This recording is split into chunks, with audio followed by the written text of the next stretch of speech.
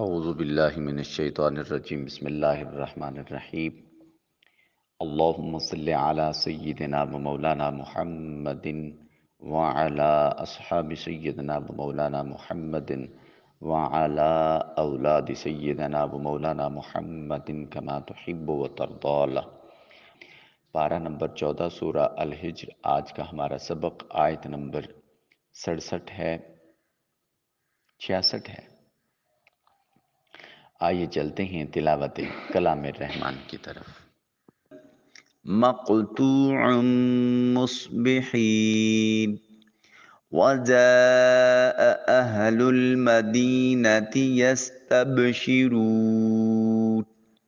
قال ان هؤلاء ضیفی فلا تفضحون واتقوا الله ولا تخزون قالوا أولم ننهق عن العالمين قال هؤلاء بناتي إن كنتم فاعلين لعمرك إنهم لفي سكرتهم يعمهون فأخذتهم الصيحة مشرقين۔ کو ہونٹوں کو گول کر کے ادا کرتے ہیں قوف، حلق کے کوے کے ساتھ جب زبان کی جڑ لگے تو قوف ادا ہوتا ہے۔ ضاد کو موٹا اور پر کر کے ادا کرتے ہیں، یا ساکن ہے اور اس سے پہلے والے حرف ضاد کے اوپر زبر ہے۔ جب یا واو ساکن ہو اور اس سے پہلے والے حرف کے اوپر زبر ہو تو اس وقت واو یا لین کہلاتے ہیں، نرمی سے ادا کرتے ہیں۔ وَقَضَيْنَا نا الف خالی از حرکت ما قبل مفتوح الف مدہ ہے اور اس کے اوپر مد منفصل ہے، 2 سے 3 الف کی کا مقام لمبا کریں گے۔ وَقَضَيْنَا إِلَيْهِ إِلَيْهِ حمزہ کی ادائیگی کے وقت آواز کو نیچے سے اوپر کی طرف لے جائیں گے۔ إِلَيْهِ لام کے اوپر زبر ہے، یا ساکن ہے، یا ساکن ما قبل مفتوح اور یا لین ہوا، نرمی سے ادا کریں گے۔ إِلَيْهِ ذَلِكَ ذال کی ادائیگی کے وقت زبان کی جو اوپر والا تالو ہے وہ سامنے والے 2 دانتوں کے ساتھ ملے، زبان کا اوپر والا حصہ ذَلِكَ کاف کو بریک ادا کریں گے۔ بقیہ تجوید کے قوانین آپ خود اپلائی کریں گے، میں ترجمہ اور تفسیر کی سعادت حاصل کرتا ہوں۔ حضرت سیدنا لوط علیہ السلام کی طرف فرشتے آئے تھے اور انہوں نے ان سے گفتگو کی، وہی مکالمہ، اس کا کچھ حصہ ہم پیچھے پڑھ چکے تھے کہ فرشتوں نے کہا تھا کہ آپ اپنے اہل خانہ کو رات کے کسی حصے میں لے کر چلے جائیے اور پیچھے مڑ کر نہیں دیکھنا۔ اب اس کے بعد کیا گفتگو ہوئی اور کیا واقعات ہوئے قوم لوط کے ساتھ، آئیے دیکھتے ہیں۔ وَقَضَيْنَا اور ہم نے فیصلہ فرمایا، الیہ ان کی طرف، ذَلِكَ الْأَمْرِ یہ اس امر کا، اَنَّا بے شک، دابرہ جڑ، ہاؤلائے ان کی، مقطوعن کٹی ہوئی ہو، مصبحین صبح کے وقت۔ اور ہم نے لوط علیہ السلام کو اس فیصلے سے بذریعہ وحی آگاہ کر دیا کہ بے شک ان کے صبح کرتے ہی ان لوگوں کی جڑ کٹ جائے گی۔ تفسیر خازن اور تفسیر مدارک میں ہے کہ اللہ رب العزت نے حضرت لوط علیہ السلام کی طرف یہ حکم کی وحی کی کہ جس کا فیصلہ ہم نے اس کی قوم کے بارے میں کیا تھا کہ صبح کے وقت ان کے کافروں کی جڑ کٹ جائے گی اور وہ پوری قوم عذاب سے ہلاک کر دی جائے گی۔ پھر ارشاد فرمایا، قالا فرمایا، ان بے شک ہاؤلائے یہ، ضیفی میرے مہمان ہیں، فلا تفضحون تم شرمسار نہ کرو۔ تو وہ قوم جب فرشتوں کے پیچھے آئی تو حضرت لوط علیہ السلام اپنی قوم سے فرما رہے ہیں، لوط علیہ السلام نے کہا بے شک یہ لوگ میرے مہمان ہیں، پس تم مجھے ان کے بارے میں شرمسار نہ کرو۔ اور پھر فرمایا کہ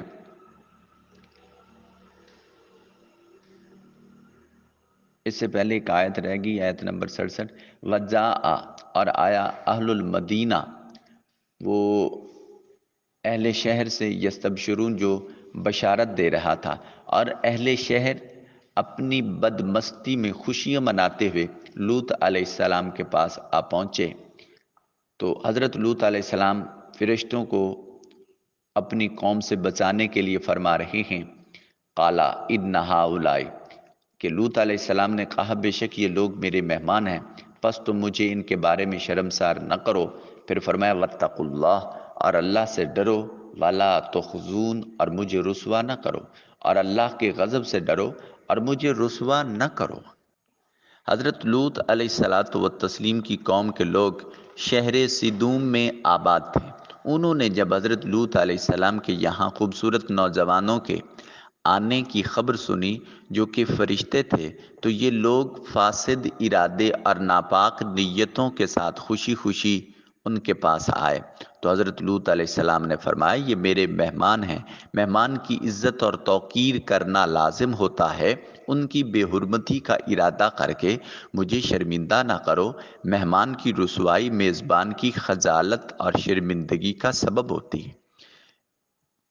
اس سے معلوم ہوا کہ مہمان کی عزت اور احترام، خاطر تواضع کرنا، یہ انبیاء کرام علیہم الصلاۃ والسلام کی سنت مقدسہ ہے۔ سید المرسلین خاتم النبیین حضرت سیدنا محمد الرسول اللہ صلی اللہ تعالیٰ علیہ وآلہ وسلم بڑے ہی مہمان نواز تھے۔ حضرت ابو رافع رضی اللہ تعالیٰ عنہ فرماتے ہیں حضور نبی اکرم صلی اللہ علیہ وسلم کے پاس ایک شخص مہمان بنا۔ اس وقت حضور کے پاس کوئی چیز نہ تھی جس سے اس کی مہمان نوازی فرماتے۔ آپ نے مجھے، یعنی حضرت ابو رافع کہتے ہیں کہ مجھے ایک یہودی شخص کے پاس بھیجا اور مجھ سے فرمایا کہ اسے کہو محمد صلی اللہ علیہ وسلم تم سے کہتے ہیں کہ میرے پاس مہمان آیا ہے، اس لیے مجھے رجب کا چاند نظر آنے تک آٹا قرض دے دو۔ یہودی نے کہا اس وقت آٹا نہیں ملے گا جب تک کوئی چیز رہن نہ رکھو، یعنی گروی نہ رکھو۔ تو میں حضور نبی اکرم صلی اللہ علیہ وسلم کی خدمت میں حاضر ہوا اور انہیں یہودی کی بات بتائی۔ آپ صلی اللہ علیہ وسلم نے فرمایا اللہ کی قسم میں آسمان میں امین ہوں، زمین میں امین ہوں، اگر مجھے آٹا قرض دے دیتا یا یہ بیج دے دیتا تو میں ضرور اسے ادا کر دیتا۔ اب تم میری لوہے کی زرہ لے جاؤ اور اسے رہن رکھ دو۔ چنانچہ میں وہ زرہ لے گیا اور اسے رہن رکھ کر آٹا لے آیا۔ اللہ اکبر! اتنی مہمان کی عزت اور توقیر کی جا رہی ہے کہ گھر میں اگر کچھ فاقہ کشی کی بھی نوعیت ہے تو تب بھی ادھار لے کر اس مہمان کی خاطر اور تواضع کی جا رہی ہے۔ مصنف ابن ابی شیبہ میں ہے کہ ایک دیہاتی رسول پاک صلی اللہ علیہ وسلم کی خدمت میں حاضر ہوا، بھوک کی شکایت کی۔ آپ اپنی ازواج مطہرات کے گھروں میں تشریف لے گئے، پھر باہر تشریف لائے۔ ارشاد فرمایا مجھے آل محمد صلی اللہ علیہ وسلم کے گھروں میں تیرے لیے کوئی چیز نہیں ملی۔ اسی دوران کسی کی طرف سے آپ صلی اللہ علیہ وسلم کی بارگاہ میں بھنی ہوئی بکری پیش ہوئی تو آپ اسے دیہاتی کے سامنے رکھ دیتے ہیں، اور تاجدار رسالت میں آپ صلی اللہ علیہ وسلم نے ان سے فرما رہے ہیں کہ تم کھاؤ۔ اس نے کھایا، پھر عرض کی یا رسول اللہ صلی اللہ علیہ وسلم مجھے بھوک کی تکلیف پہنچی تو اللہ نے آپ صلی اللہ علیہ وسلم کے دست اقدس سے مجھے رزق دیا، اگر پھر کبھی ایسا ہوا اور میں آپ کی بارگاہ میں حاضر نہ ہو سکوں تو میں کیا کروں؟ حضور نبی اکرم صلی اللہ علیہ وسلم نے ارشاد فرمایا تم یہ دعا پڑھا کرو، اللہم انی اسألک من فضلک ورحمتک فإنہ لا یملکہما الا انت۔ اے اللہ میں تجھ سے تیرے فضل اور تیری رحمت کا سوال کرتا ہوں، کیونکہ فضل و رحمت کا صرف تو ہی مالک ہے، اور تو بے شک اللہ تعالیٰ تجھے رزق دینے والا ہے۔ اللہم انی اسألک من فضلک ورحمتک فَإِنَّهُ لَا يَمْلِكُهُمَا إِلَّا أَنْتَ۔ آقا کریم علیہ السلام کی اپنی ظاہری حیات مقدسہ میں مہمان نوازی فرمانا اپنی جگہ مسلمہ ہے۔ مزار اقدس میں تشریف لے جانے کے بعد بھی اگر کوئی شخص آپ کے دربار گوہر بار میں حاضر ہوا اور بہت سے لوگ وہاں مہمان نواز ہوئے، چنانچہ حضرت ابو الخیر حماد بن عبداللہ اقطع رضی اللہ تعالیٰ عنہ فرماتے ہیں میں رسول پاک صلی اللہ علیہ وسلم کے شہر مدینہ میں داخل ہوا اور اس وقت فاقے کی حالت میں تھا۔ میں نے 5 دن قیام کیا، اتنے دن میں کھانے پینے کی کوئی چیز نہ چکھ سکا۔ بالآخر میں قبر انور کے پاس حاضر ہوا، حضور نبی اکرم صلی اللہ علیہ وسلم، حضرت سیدنا صدیق اکبر پاک اور حضرت سیدنا عمر فاروق کی بارگاہ میں سلام پیش کیا۔ عرض کی یا رسول اللہ صلی اللہ علیہ وسلم، میں آج کی رات آپ کا مہمان ہوں۔ پھر میں اپنی جگہ سے ہٹ کر ممبر اقدس کے پیچھے سو گیا تو میں نے خواب میں نبی پاک صاحب الاولاق صلی اللہ علیہ وسلم کی زیارت کی۔ حضرت سیدنا ابوبکر صدیق آپ کی دائیں طرف، سیدنا عمر فاروق آپ کی بائیں طرف، حضرت سیدنا علی ابن ابی طالب رضی اللہ تعالی عنہ آپ کے سامنے، اور حضرت علی المرتضیٰ پاک نے مجھے حرکت دی اور فرمایا کھڑے ہو جاؤ، رسول اللہ صلی اللہ علیہ وسلم تشریف لائے ہیں۔ میں کھڑا ہو گیا، بارگاہ رسالت میں حاضر ہوا، آپ کی دونوں آنکھوں کے درمیان بوسہ دیا تو حضور نبی اکرم صلی اللہ علیہ وسلم نے مجھے ایک روٹی عطا فرمائی۔ میں نے آدھی روٹی کھا لی، پھر میں خواب سے بیدار ہوا تو باقی آدھی روٹی جو تھی وہ میرے ہاتھ میں اسی طرح موجود تھی۔ اللہ اکبر۔ علامہ ابن عساکر کے علاوہ علامہ عبد الرحمن بن علی جوزی رحمۃ اللہ علیہ نے اپنی کتاب صفت الصفوہ میں دوسری جلد 236 صفحے پر، اور علامہ عبد الوہاب شعرانی نے طبقات القبراء میں، علامہ عمر بن علی شافعی نے طبقات اولیاء میں، اور علامہ ابو عبد الرحمن محمد بن حسین نے طبقات صوفیہ میں اس بات کا ذکر کیا ہے۔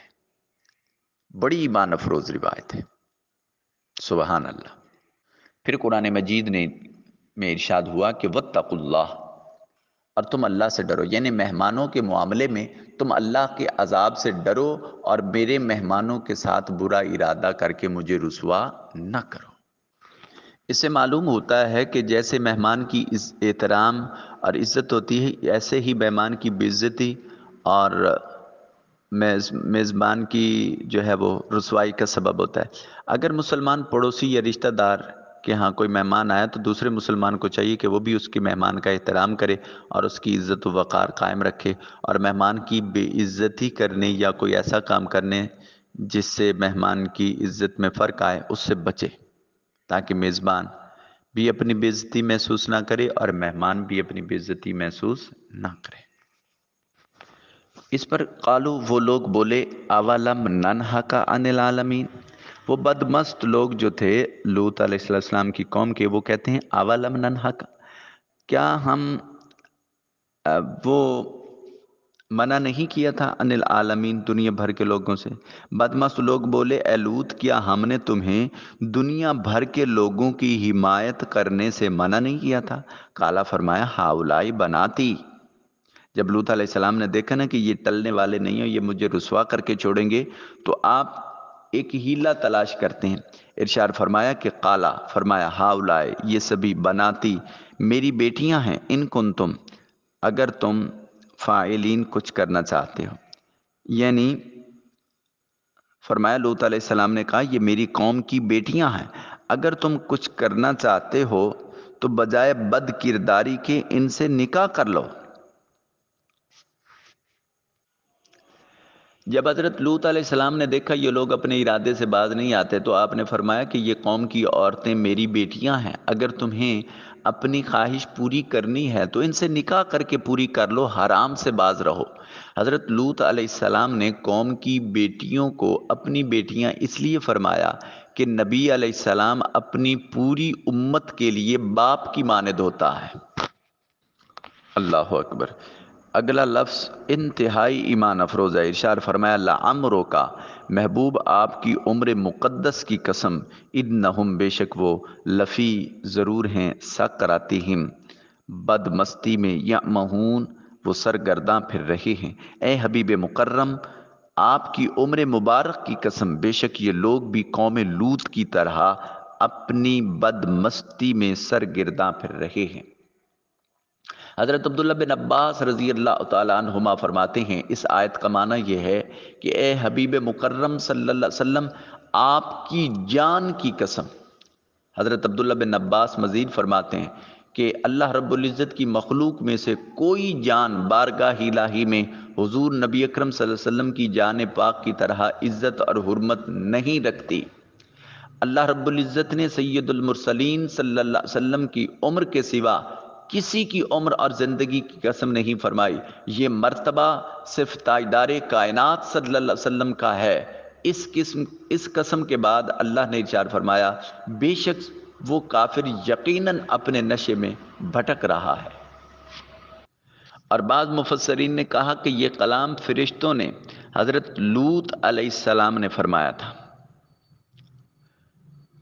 امام احمد رضا خان رحمۃ اللہ علیہ وہ فرماتے ہیں اے مسلمان یہ مرتبہ جلیلہ اس جان محبوبیت کے سوا کسے میسر ہوا کہ قرآن عظیم نے ان کے شہر کی قسم کھائی، ان کی باتوں کی قسم کھائی، ان کے زمانے کی قسم کھائی، یہاں تک کہ ان کے جان کی قسم کھائی۔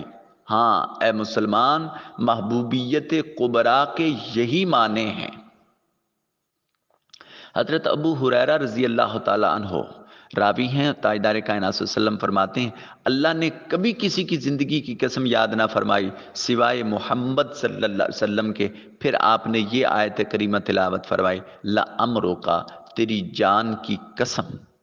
ابو یعلیٰ ابن جریر اور امام ابو نعیم وغیرہ ان ساروں نے کہا کہ حضرت عبداللہ بن عباس رضی اللہ تعالیٰ عنہما سے مروی ہے کہ اللہ رب العزت نے ایسا کوئی نہ بنایا، نہ پیدا کیا، نہ آفرینش فرمایا جو اسے محمد صلی اللہ علیہ وسلم سے زیادہ عزیز ہو، نہ کبھی ان کی جان کے سوا کسی جان کی قسم یاد فرمائی کہ ارشاد کرتا ہے مجھے تیری جان کی قسم وہ کافر اپنی مستی میں بہک رہے۔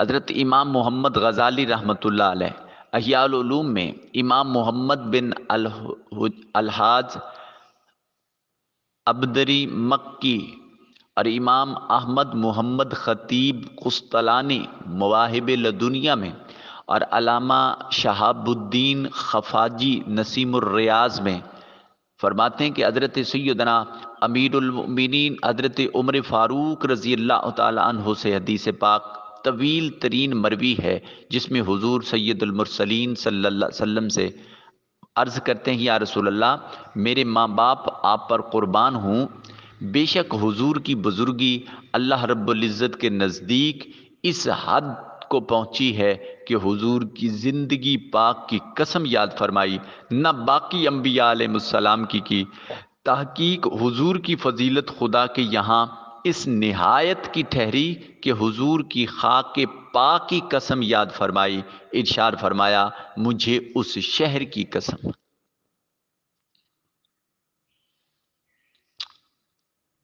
اللہ اکبر۔ اللہ رب العزت تاجدار کائنات صلی اللہ علیہ وسلم کو جو اتنی عزت، عظمت اور رفت، سربلندی اور سرفرازی سے نوازا ہے، پروردگار عالم عمدن سہون کوئی خطا غلطی ہوئی اسے معافی فرمائے، آئندہ زندگی میں اللہ رب العزت خطاؤں، گناہوں، غلطیوں سے بچنے کی توفیق نصیب فرمائے۔ پروردگار عالم قرآن کے ساتھ اپنا تعلق اور رشتہ جوڑنے کی توفیق نصیب فرمائے۔ اللہ رب العزت 24 گھنٹوں میں ہر ایک لمحہ قرآن مجید کی محبت نصیب فرمائے اور کم سے کم 24 گھنٹوں میں وہ 24 منٹ تو ہمیں اپنے کلام کو سمجھنے کے لیے نکالنے کی توفیق نصیب فرمائے۔ قیامت کے دن ہم اللہ کے حضور یہ عرض کر سکیں کہ پروردگار عالم دنیاوی معاملات اپنی جگہ پر ہم اپنی زندگی کے ہر گھنٹے سے 1 منٹ نکال کر تیرے کلام کو سنا کرتے تھے، تیرے کلام کو سمجھا کرتے تھے، تیرے کلام سے محبت کیا کرتے تھے۔ اللہ رب العزت قرآن کی سچی سچی محبت، اس کے احکام کو سمجھنے، عمل کرنے اور دوسروں تک پہنچانے کی توفیق نصیب فرمائے۔ آمین ثم آمین۔ جزاکم اللہ فی الدارین واحسن الجزا۔ والسلام علیکم ورحمۃ اللہ تعالی وبرکاتہ۔